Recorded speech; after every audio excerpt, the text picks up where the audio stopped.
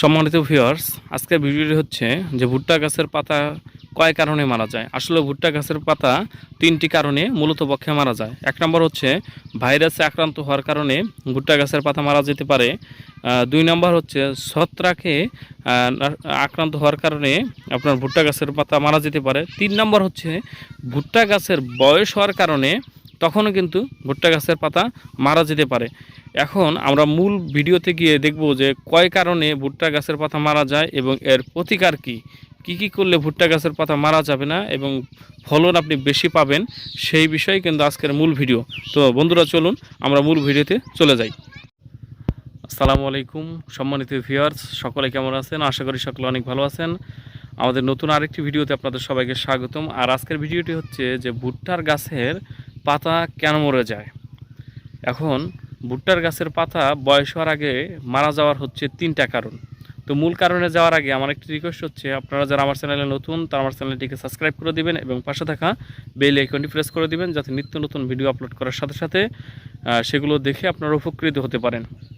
তো সম্মানিত ভিউয়ার্স, ভুট্টার গাছের পাতা মরে যাওয়ার তিনটা কারণ হচ্ছে যে এক নম্বর ভাইরাস আক্রান্ত হওয়ার কারণে আপনার ভুট্টা গাছের পাতা মরে যেতে পারে। দুই নম্বর হচ্ছে ছত্রাকের আক্রমণ হওয়ার কারণে ভুট্টা গাছের পাতা মরে যেতে পারে। তিন নম্বর হচ্ছে বয়সের পরিপূর্ণতা আসার কারণে কিন্তু ভুট্টা গাছের পাতা মরে যেতে পারে। এই যে আমার সামনে যে ক্ষেতটা আছে দেখেন, এই ক্ষেতের সব পাতাই কিন্তু মারা গিয়েছে প্রায়।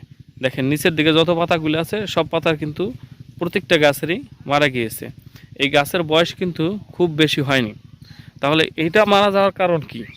আসলে এইটা যদি কোনো গাছের বয়স 70 থেকে নিচের দিকে থাকে, 60 দিন বা 55 দিন 50 দিন থাকে, এই সময় যদি ভুট্টা গাছের পাতা এইভাবে মারা যায়, তাহলে বুঝতে হবে যে এটা ছত্রাকে আক্রান্ত হওয়ার কারণে এই গাছের পাতাটা কিন্তু মারা গিয়েছে।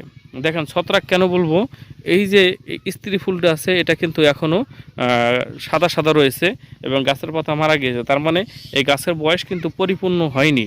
এটা কিন্তু ছত্রাকে আক্রান্ত হওয়ার কারণে আপনার এই গাছের পাতা মারা গিয়েছে। এখন এইখানে আপনারা পারলে ছত্রাকনাশক সারের সাথে ছিটিয়ে দিলে এই পাতা মরা কিন্তু রোধ হবে। তারপর দুই নম্বর আরেকটা কারণ হচ্ছে যে ভাইরাসে আক্রান্ত হওয়ার কারণে কিন্তু আপনার ভুট্টা গাছের পাতা মারা যেতে পারে।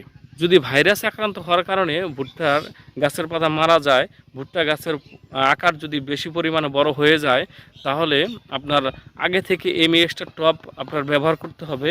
আর যদি খুব বেশি বড় হয়ে যায়, তাহলে তো সেখানে আল্লাহ ভরসা, আল্লাহর নাম নিয়ে আপনার গাছগুলোকে রেখে দিতে হবে। আল্লাহ যেটা করে ফলন কম হতে পারে, বেশি হতে পারে। আর তিন নম্বর যে কারণ সেটা হচ্ছে যে গাছের বয়স যদি 85 থেকে 120 দিন হয়, মানে ভালো করে শুনবেন, 85 থেকে 120 দিনের মধ্যে যদি গাছের পাতা মরে যায় এবং এই যে স্ত্রী ফুল যেটা আছে এটা যদি এখন সাদা আছে, এটা যদি কালো হয়ে যায়, কালো হওয়ার পরে যদি গাছের পাতা মারা যায়, তাহলে কিন্তু আপনাদের টেনশনের কোনো কারণ নেই। যেমন একটা মানুষের বয়স বেশি হলে চুল দাড়ি পাকা শুরু হয়, ঠিক তেমনি ভুট্টার যখন দানার পরিপূর্ণতা চলে আসবে, ভুট্টার দানা কলা যতটুকু বড় হওয়ার ততটুকু হয়ে যাবে, ভুট্টার দানা যতটুকু পরিপূর্ণ পাওয়ার কথা ততটুকু পেয়ে যাবে, তখন কিন্তু এই স্ত্রী ফুলটা মারা যাবে এবং ভুট্টা গাছের নিচের পাতাগুলোকে আস্তে আস্তে মারা যাবে। এটা নিয়ে টেনশনের কোনো কারণ নেই। তখন আপনার আর কিছুই করতে হবে না, যেটা ফল হওয়ার সেটা হয়ে যাবে। এটা হচ্ছে আপনার বীজের ওপর নির্ভর করে ফলনটা চলে আসবে।